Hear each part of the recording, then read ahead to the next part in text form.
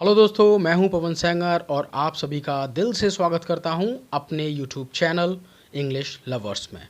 I hope कि आप बहुत अच्छे होंगे और आप लोगों की स्टडी, आप लोगों की प्रिपरेशन बहुत अच्छे से चल रही होगी। तो दोस्तों, कंफ्यूजिंग वर्ड्स की सीरीज़ को आगे बढ़ाते हुए आज हम डिस्कस करने वाले हैं दोस्तों लेटर, लैटर में डिफरेंस, फादर, फर्दर में difference and Elder and older में डिफरेंस। राइट। सबसे पहला पॉइंट, लेटर एंड लैटर में डिफरेंस क्या होता है। देखिए, LATER लेटर, ये जो लेटर होता है दोस्तों, इसका हिंदी में मीनिंग होता है बाद में, और ये बात करता है टाइम के रेफरेंस में। जैसे हम लोग बोल देते हैं सी यू लेटर, राइट, तो वहाँ पे आपको LATER लगाना है, ना कि LATTER। अब समझते हैं LATTER जो लैटर वर्ड है उसका मीनिंग क्या होता है। देखिए, जहाँ डबल टी आ रहा है उस वर्ड का मीनिंग होता है दो चीज़ों में से या दो लोगों में से दूसरा वाला। राइट, ध्यान देना, दो में से दूसरा वाला। कोई भी सपोज आपके पास में दो बुक्स हैं, जैसे आपने एक बुक आज खरीदी, एक बुक कल खरीदी, और आपने कहा कि जो दूसरी बुक है वो ज़्यादा अच्छी है, तो हम बोलेंगे the latter book. Right, it means दूसरे वाले के लिए आपको लगाना है LATTER, जबकि टाइम के रेफरेंस में हम बात करते हैं LATER की। राइट गाइज, अब इसको समझते हैं दोस्तों एग्जाम्पल के through. A few minutes later, LATTER, he walked down the hallway, और लास्ट में है नो एरर। अब देखिए, यहाँ पे सेक्शन ए में अगर आप फोकस करें तो यहाँ बात किसकी कर रहे हैं हम, मिनट्स की, और मिनट्स बात करेगा दोस्तों टाइम के रेफरेंस में। और जब भी आप टाइम के रेफरेंस में बात कर रहे होंगे तो आपको सिंगल टी वाला लेटर वर्ड यूज़ करना है। ऑलराइट, तो सेक्शन बी में लेटर को बना दीजिए लेटर। ओके, अब देखते हैं दूसरा question. The transport concerns land routes and sea routes, the latter being the more important, और लास्ट में है नो एरर। अब यहाँ पे दोस्तों देखो, कंपैरिजन किस किस के बीच में आप कर रहे हो। आप बात कर रहे हैं लैंड रूट्स की और सी रूट्स की, जिसमें बताया जा रहा है कि जो दूसरा वाला है वो मोर इम्पॉर्टेंट है, यानी कि जो सी रूट है वो ज़्यादा इम्पॉर्टेंट है कंपैरिजन लैंड रूट्स के। ऑलराइट दोस्तों, तो बाद वाले के लिए आपको क्या लगाना है, LATTER, यानी कि लेटर। तो सेक्शन सी में जाइए, सी में आपको लेटर को बना देना है लेटर। आई होप ये दोनों बातें कंफर्म हो गई होंगी। अब आते हैं दोस्तों पॉइंट नंबर 2 पे, और यहाँ हम सीखने वाले हैं फार्दर एंड फर्दर में डिफरेंस। ओके, तो दोनों को सबसे पहले ये समझिए, FARTHER फार्दर और FURTHER फर्दर। ओके, दोनों में एक सिमिलरिटी है दोस्तों कि दोनों ही बता सकते हैं दूरी को, यानी डिस्टेंस को, और दोनों का मतलब होता है मोर डिस्टेंस, यानी डिस्टेंस की जब बात होगी तो उसके लिए आप लोगों को दोस्तों लगा देना है आइदर फर्दर या फार्दर। दोनों चीज़ें पॉसिबल हो सकती हैं, यानी दोनों में सिमिलरिटी है कि दोनों डिस्टेंस के रेफरेंस में लगाया जा सकता है। It means point number 1, more distant, ये दोनों में कॉमन रहेगा। लेकिन दोस्तों एक एडिशनल बात को समझते हैं कि जो फर्दर है इसका एक और मीनिंग होता है किसी चीज़ के अतिरिक्त। राइट, यानी कि इन एडिशन टू आप ये बोल सकते हैं। तो दोस्तों अब एग्जाम्पल के थ्रू समझिए इसको। If you need farther information you can call मी, और लास्ट में है no error.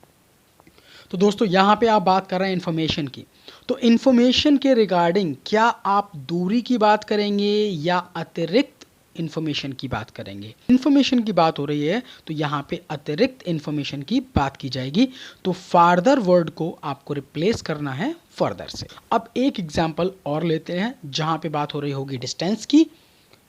Kolkata is farther oblique further from equator than Colombo. Okay, जो कोलकाता है इक्वेटर से उसकी दूरी ज़्यादा है कोलंबो से कंपैरिजन में।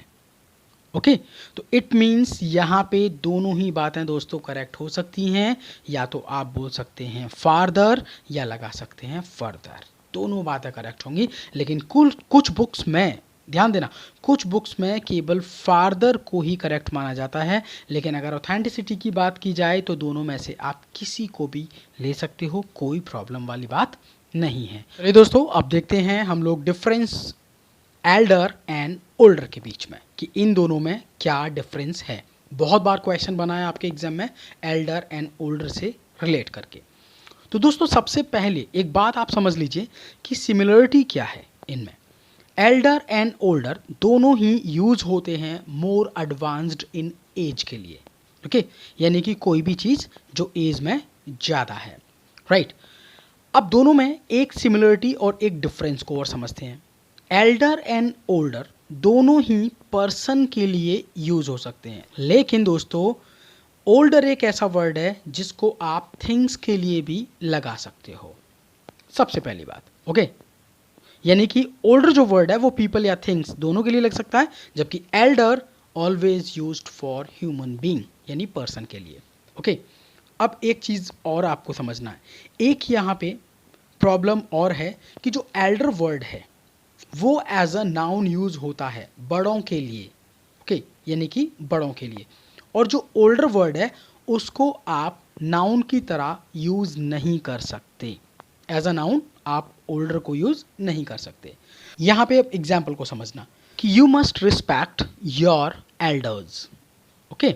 तो देखिए, आपको पता होगा नाउन का बेसिकली काम किसी सेंटेंस को स्टार्ट करना या एंड करना होता है, ऐसे प्रोनाउन का भी स्टार्ट और एंड करना होता है। तो लास्ट में आपको दोस्तों मिल रहा है एल्डर्स, ओके।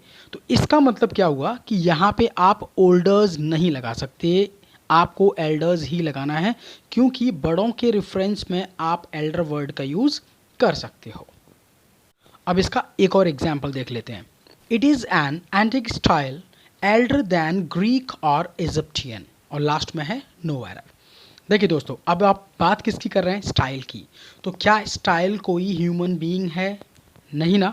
जब स्टाइल एक ह्यूमन बीइंग नहीं है, इसका मीन्स क्या हुआ, थिंग्स के लिए आप लगाएंगे ओल्डर। अभी हमने बात की थी कि जो ओल्डर वर्ड है वो पुराने के सेंस में, राइट, यानी एज में ज़्यादा होने के सेंस में, पुराने के सेंस में आप या तो थिंग्स के लिए लगा सकते हैं या पीपल के लिए।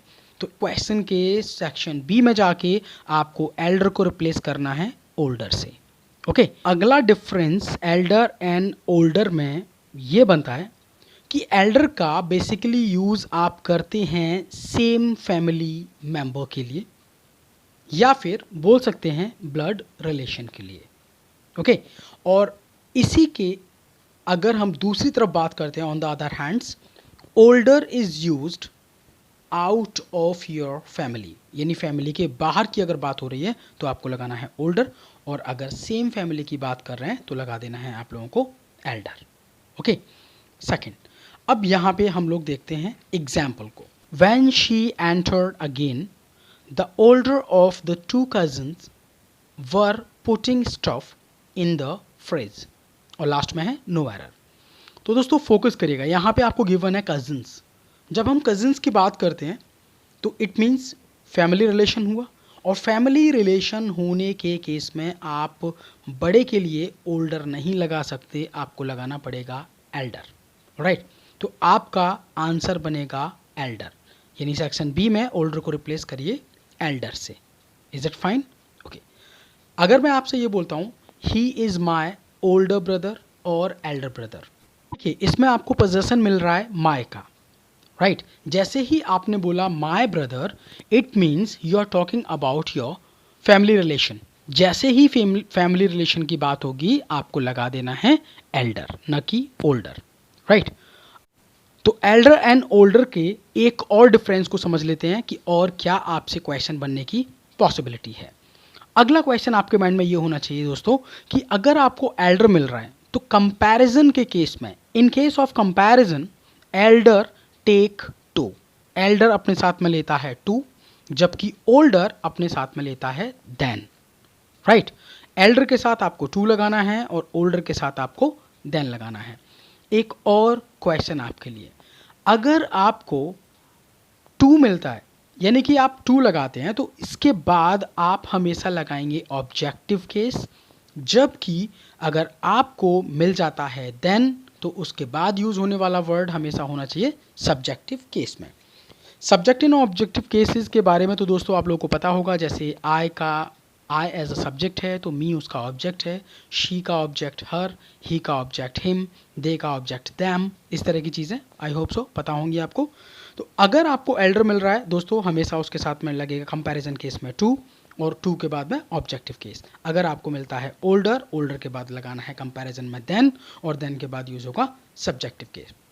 अब देखिए ऑब्जेक्ट और सब्जेक्ट केस क्यों बन रहा है, उसका एक रीज़न समझना, क्योंकि टू दोस्तों एक प्रैपोजिशन है, और दुनिया का कोई भी प्रैपोजिशन जब मिलता है वो 100% अपने बाद में लेता है ऑब्जेक्टिव केस, जबकि देन एज अ कंजंक्शन है, और कोई भी कंजंक्शन दोस्तों अपने साथ में डायरेक्ट सब्जेक्ट लेता है, ऑब्जेक्ट नहीं लेता है। ओके, अब देखते हैं किसी क्वेश्चन को। He is older slash Elder, आगे है देन और टू, और लास्ट में है मी एंड आई। ओके दोस्तों, बात समझ गए होंगे। तो यहाँ पे देखो तीन बातों पे फोकस करनी है आपको। सबसे पहले, क्या ही और आई में आपको ब्लड रिलेशन या कोई भी फैमिली रिलेशन नज़र आ रहा है? नहीं, आप गैस ही नहीं कर सकते। जब गैस नहीं हो सकता दोस्तों, तो यहाँ पे आपका आंसर बनेगा ओल्डर, क्योंकि एल्डर आप ब्लड रिलेशन के केस में लगाने वाले हो। तो सबसे पहले ही इज़ ओल्डर। दोस्तों ओल्डर के साथ हम यूज़ करते हैं देन, तो टू और देन दोनों में से अगर आपको मिल रहा है तो आपको उठाना है देन को।